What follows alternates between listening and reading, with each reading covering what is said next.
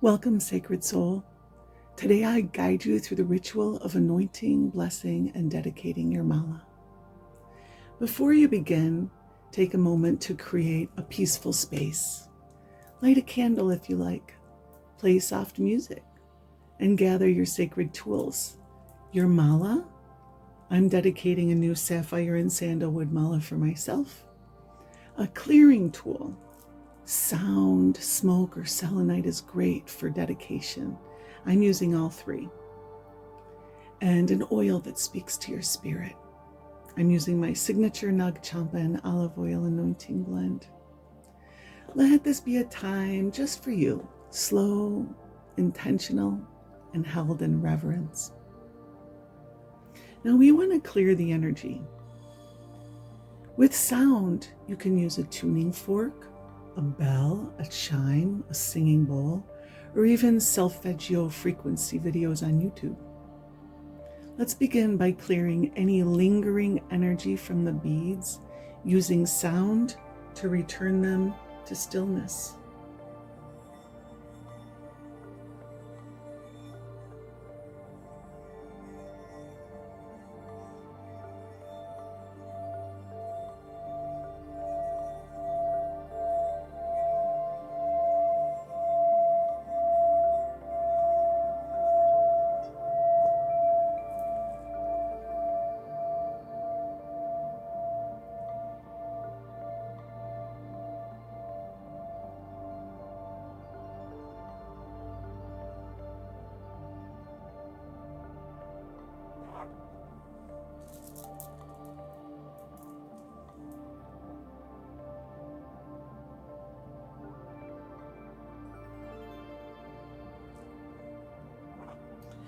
Now for smudging, you can use Palo Santo, sage, or incense. I'm using Nag Champa.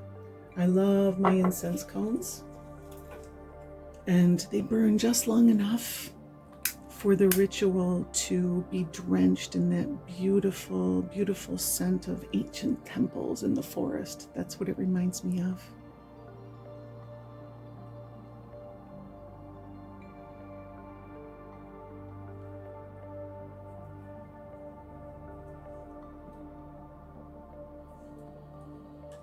With sacred smoke, we purify and bless, inviting only the highest good and the brightest light.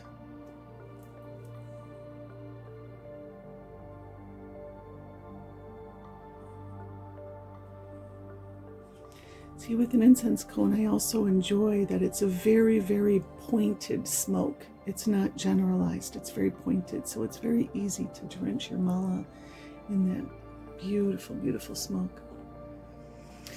And then selenite helps reset the energy, pure, luminous, and clean. And what you do with selenite is you just sweep your beads. I sweep my beads regularly.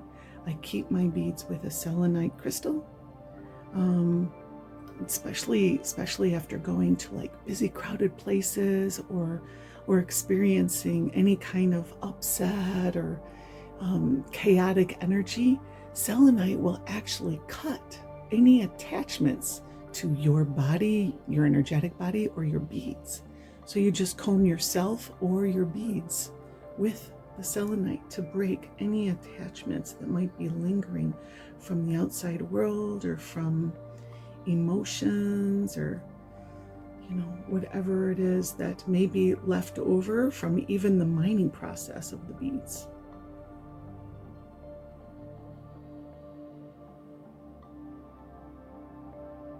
It's as simple as that. You just comb the aura or the auric field, and it's clear. Now, you only need to anoint and dedicate your mala once. This ritual marks the beginning of your journey with these beads, setting the tone, the energy, and the sacred relationship you'll share. You can dedicate an old mala, just rededicating an old mala to a new purpose, especially if your path has shifted. just be sure to clear it fully first, and I recommend placing it under a new moon's light overnight. The new moon is a portal of potential, and your mala will soak in that fresh energy. Now I'm going to anoint my beads. I like to have a fresh towel for my hands and a fresh towel for the mala after I'm done. Let's see, here's my oil. And usually when you receive a little bottle of oil like this from me, it'll have a stopper. Well, always. If you receive it from me, it'll have a stopper. The oil doesn't flow freely out of that stopper. So I have these little scissors to pry it off. You can also potentially, oh, there you go, just pull it off. Okay.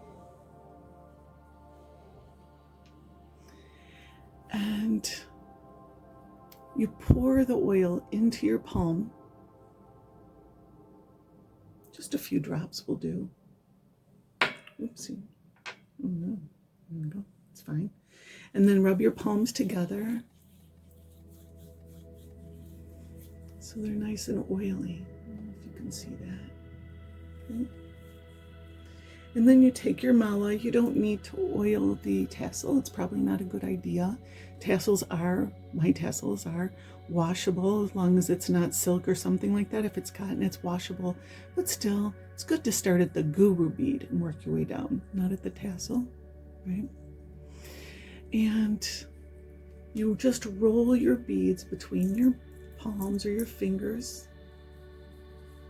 And you'll find, especially with sandalwood, not sure if you'll be able to see, this is the unoiled, okay, and this is the freshly oiled.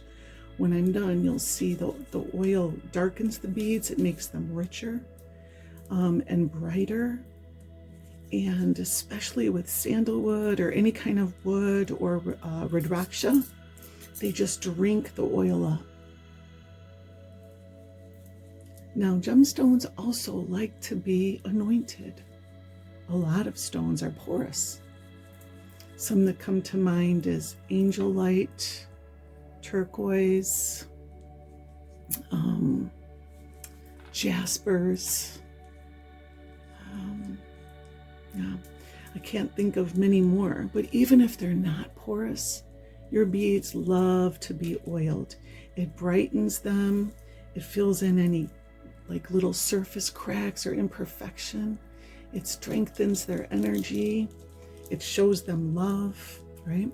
And then after you're done oiling your beads, you just place them on a clean cloth like this and leave them alone for, maybe an hour or two, depending on the beads, maybe longer.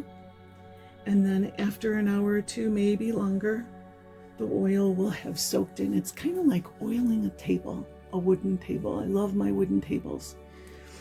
And after an hour or so, as much oil that's going to soak in will have soaked in, and you can just carefully roll it between the towel, right?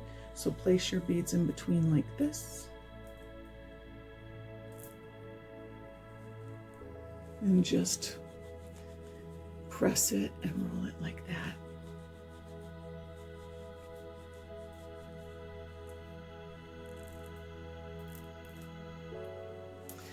Now, I almost always use Nag Champa for anointing, but sometimes I use dragon's blood as well.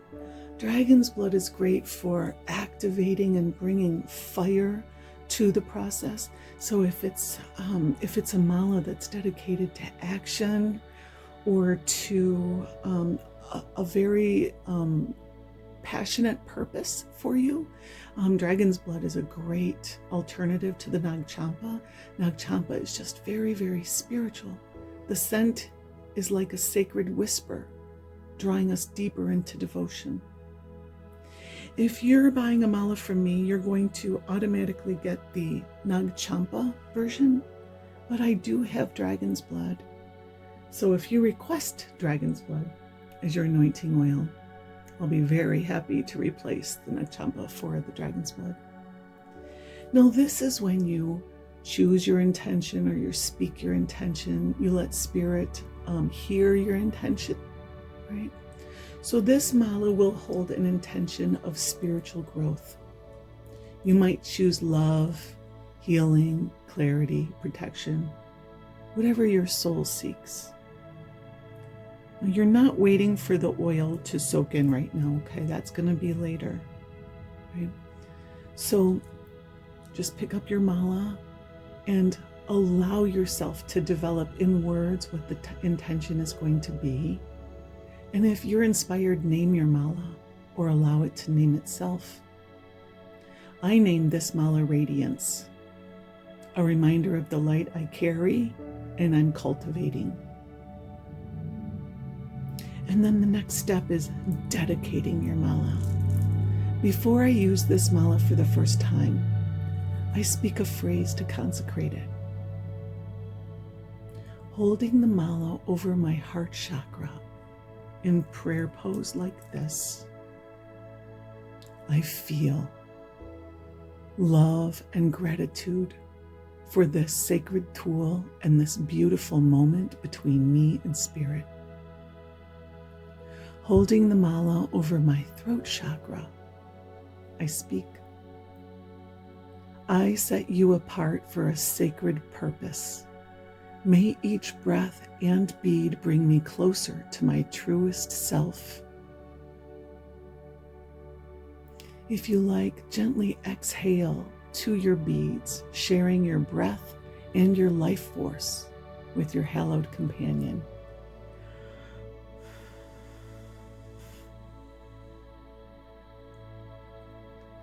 Holding the mala over my crown chakra, I receive light and guidance and wisdom as my beads are drenched in bright white light from spirit.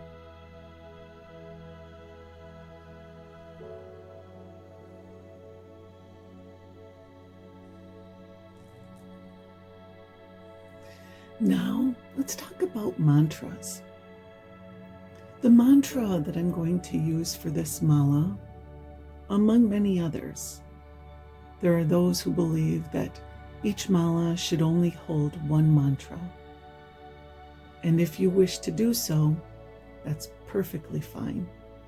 It will empower your mala toward that one specific purpose, and it will empower you on that purpose through the relationship with your mala.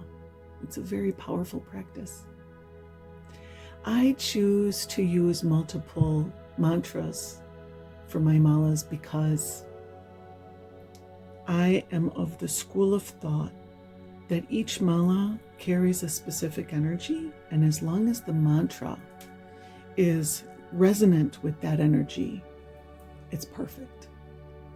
So this mala is made with sapphire and sandalwood. These are your higher chakra energies, and your root chakras. You can consider sandalwood a root chakra material as well. But I consider sandalwood a crown chakra material also. When we burn sandalwood or we wear sandalwood oil, the scent is very, very heavenly. It carries us to higher realms. Sapphire is resonant with the throat chakra, and it helps me to align my brow chakra and my crown chakra. It brings wisdom. It opens the crown to wisdom and understanding, and opens your throat chakra to express that out into the world for the highest good of yourself and humanity. So this is a very spiritual mala. So I will use the mantra, I am the vessel, the breath, and the light. With each bead, I return to myself. I am the vessel, the breath, and the light. With each bead, I return to myself. I am the vessel, the breath, and the light. With each bead, I return to myself. Whatever the mantra is for your mala, if you have one, you may have a word, you may have a thought, you may have a sound like Om, or you may just have the impulse to use your beads as gratitude beads, counting your blessings, or wish beads, making your wishes. Whatever it is that you wish for, you can go around the whole strand with that mantra. I am the vessel, the breath and the light. With each bead I return to myself. Or you can just speak it 3 times as you are dedicating your mala to its purpose. Whatever works for you. The practice of speaking into your beads invites presence and wholeness while acknowledging your own divinity.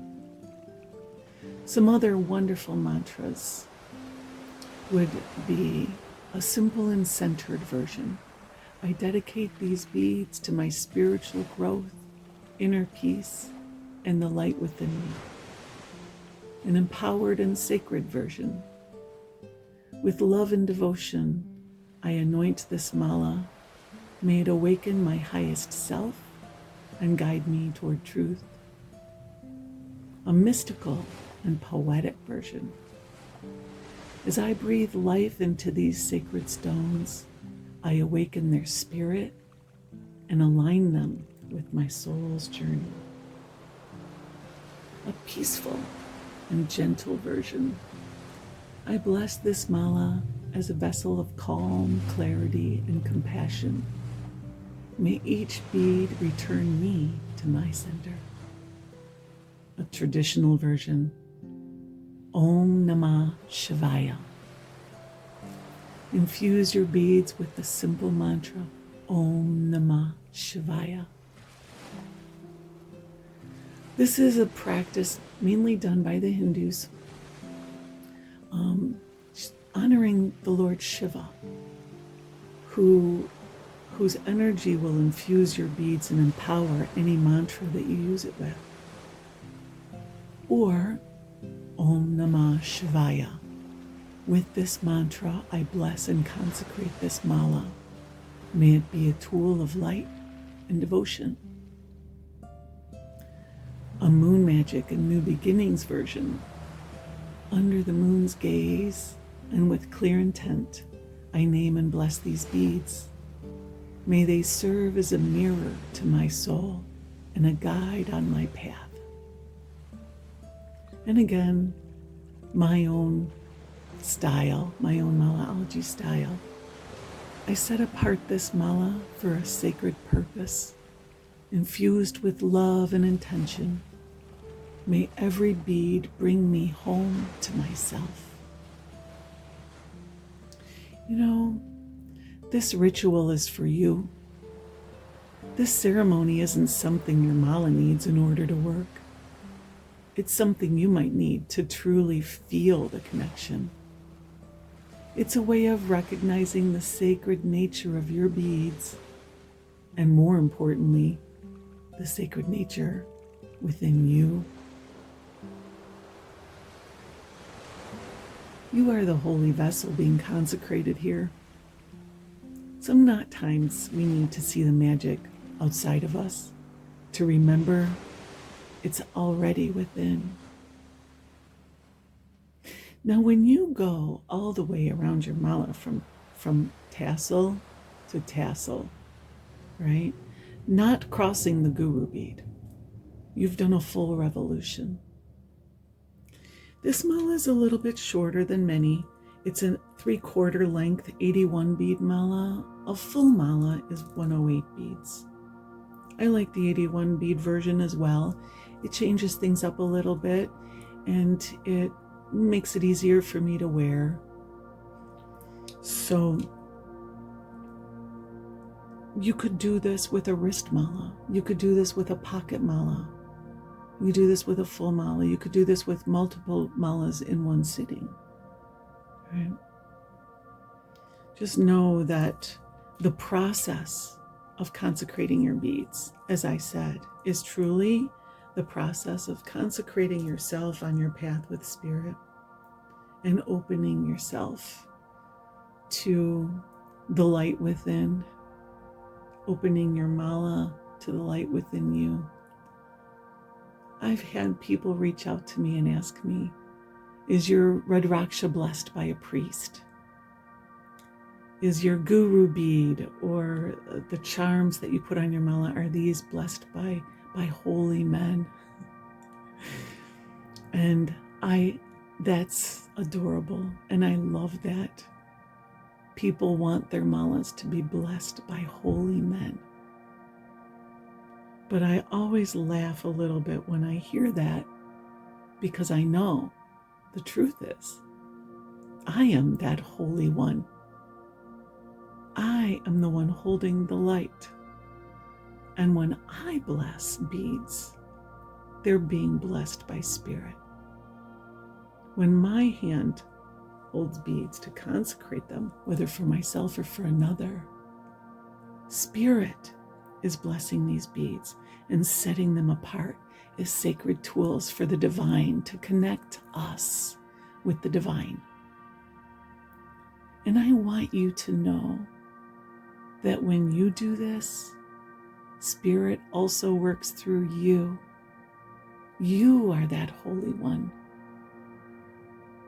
You are the priest or the priestess of your life, because a priest and a priestess connects us to Spirit, communes with Spirit. And that's what we do when we take time to listen, when we take time to open up. So now your mala is awakened, blessed, and devoted. May it guide you home to yourself. Let your mala be a guiding light on your path, a steady rhythm for your breath, and a mirror to your soul. Thank you for being here with me. May you always return to yourself. Namaste.